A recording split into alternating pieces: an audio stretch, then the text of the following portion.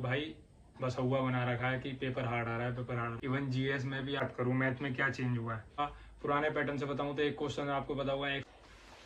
Hello भाइयों, कैसे हो आप लोग। मैं विष्णु शर्मा आपके अपने चैनल सब इंस्पेक्टर विष्णु पे आपका स्वागत करता हूँ। तो भाई आज का जो वीडियो होने वाली है वो होने वाली है CHSL के एग्ज़ाम में रिव्यू के ऊपर होने वाली है। मेरा भाई 14 नवंबर को सेकंड शिफ्ट में एग्ज़ाम था, तो मैं उसी को डिस्कस करूँगा। और सबसे मेन चीज़ मैं आपको शुरू में बता दूँ, जो लोग बताते हैं कि लास्ट में बताऊँगा क्या हुआ क्या हुआ। भाई बस हुआ बना रखा है कि पेपर हार्ड आ रहा है, पेपर हार्ड आ रहा है। कुछ भी हार्ड नहीं है। इवन जीएस में भी आपको सीधा सीधा बोलो तो स्टेटमेंट के जो सवाल है ना, वो बस या तो 3 या 4, इससे ज़्यादा स्टेटमेंट के सवाल नहीं है, सीधे सीधे सवाल आ रहे हैं। बस ये कि यहाँ थोड़ा टॉपिक्स बदल गए हैं, तो धीरे धीरे हम पूरा डिस्कस करते हैं इसके ऊपर। तो सबसे पहले भाई मैथ की बात करूँ, मैथ में क्या चेंज हुआ है। बस एक कोऑर्डिनेट ज्योमेट्री से सवाल आ रहा है। मेरे में एक ही आया था, वो भी नॉर्मल वाला ही आया था। एक स्लोप वाला जो फॉर्मूला होता है वो लगाना था, सिंपल सा। ट्रिग्नोमेट्री से 2 सवाल आए थे, दोनों ईजी थे। बहुत 2 या 3 आए थे, तीनों ही मतलब डुएबल थे, बहुत ईजीली हो जा रहे थे। उसके अलावा पुराने पैटर्न से बताऊं तो एक क्वेश्चन आपको पता होगा x+1/x जो होता था, एक उससे क्वेश्चन आया था। एक आया था x+y+z का होल स्क्वायर, उससे क्वेश्चन आया था। और सारे जो बचा अर्थमेटिक में जो भी होता है भाई, CI वगैरह जो भी आए थे, बस कुछ 2 सवाल थे जो मतलब जिनके आंसर निकालने में थोड़ा कैलकुलेशन वाले सवाल जो होते हैं वो थे, और कोई दिक्कत नहीं है। पूरे 25 के 25 क्वेश्चन डुएबल थे, कोई भी नया क्वेश्चन नहीं था। मिक्सचर के आए थे, एलिगेशन के आए थे, प्रोपोर्शन वाले आए थे, पार्टनरशिप वाले आए थे। जो हमेशा से आया है वही आया है, कुछ नहीं है मैथ में, और ईजी मान लो पहले से। उसके बाद बात करते हैं रीजनिंग की।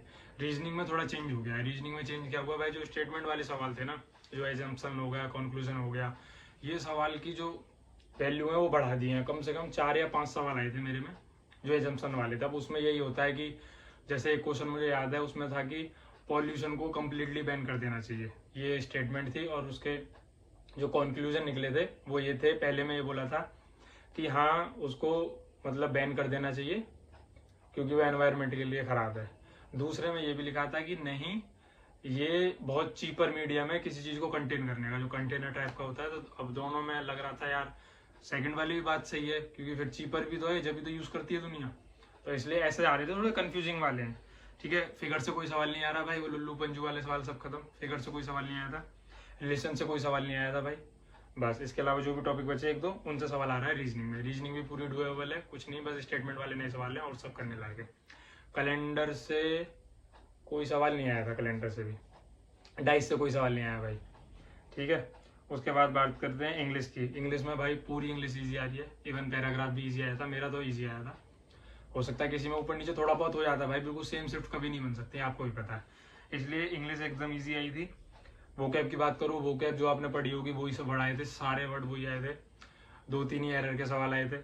एक नरेशन से आया था, एक्टिव पैसिव आए थे, 2 थे शायद, इनके 2-2 सवाल थे। ठीक है भाई, ये इंग्लिश की बात हो गई। उसके बाद बात करूँ जीएस की। जीएस में आपको मैं टॉपिक वाइज 1-2 टॉपिक जो मुझे याद है। एक सवाल मराठा से आया हुआ था, सिंगल स्टेटमेंट वाला था, कोई स्टेटमेंट नहीं थे, सिंगल जवाब देना था। डांस से एक सवाल आया था। डांस सीधे सीधे नहीं पूछ रहे कि ये किस स्टेट का है, डांस के अंदर जाके उसकी खूबी बताओ, उस डांस में क्या होता है, ऐसा कुछ सवाल जरूर आएगा। ऐसा ही आया। मैंने सीजीएल भी एनालाइज किया था और पूरी शिफ्ट को उसमें भी देखा था मैंने, और ऐसा मैंने अपना पेपर दिया उसमें भी यही देखा। एक टॉपिक बताऊं, नेशनल पॉपुलेशन पॉलिसी 2000। इस पॉलिसी से मैंने सीजीएल में भी सवाल देखा और मेरे आज की शिफ्ट में भी आया था। सवाल ये था कि नेशनल पॉल्यूशन पॉलिसी 2000 वाली जो थी, उसमें एक टारगेट रखा गया था। वो टारगेट कब तक का है, तो 2045 उसका आंसर है। मैंने कुछ दिन पहले ही पढ़ा था जब सीजीएल एनालाइज कर रहा था, और जब भी मैंने आज वो लगा भी दिया।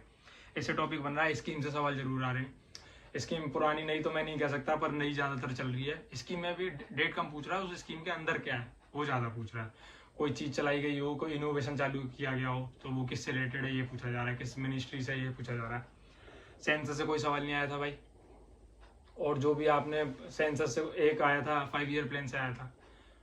ठीक है भाई, तो नॉर्मली टॉपिक है। जीएस भी बहुत इजी आ रही है, मतलब बहुत इजी नहीं कह सकता, बस थोड़ा टॉपिक चेंज हो गया है।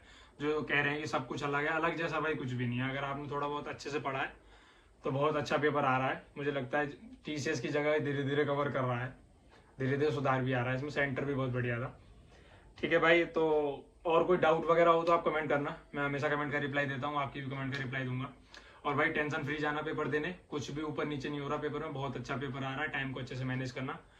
और अगर ऐसी बात है मैं टाइम मैनेज करने कोई नया बच्चा है या फिर कोई सोचता हूँ कि कैसे पेपर करना है, तो भाई मैं तो हमेशा पहले जीएस करता हूँ, फिर इंग्लिश करता हूँ, फिर रीजनिंग, फिर मैथ, ऐसे। और थोड़ा एक और चीज़ कि थोड़ा पेपर ना लेंदी लगेगा, क्योंकि थोड़ा पढ़ने में थोड़ा दिक्कत हो रही है, सवाल बड़े बड़े हैं, तो बस स्किप करने का मेथड जो है वो आपको आना चाहिए बहुत अच्छे से। जैसे लग रहा नहीं आता तुरंत स्किप, मौका मिलेगा तो दोबारा देख लेना, वरना आगे का पेपर छूट जाएगा, क्योंकि मैथ में ही बहुत ईजी सवाल है। आप सारा टाइम जीएस और इंग्लिश को ही दे दोगे तो आप मैथ को अटेम्प्ट नहीं कर पाओगे, जो ईजी वाली है।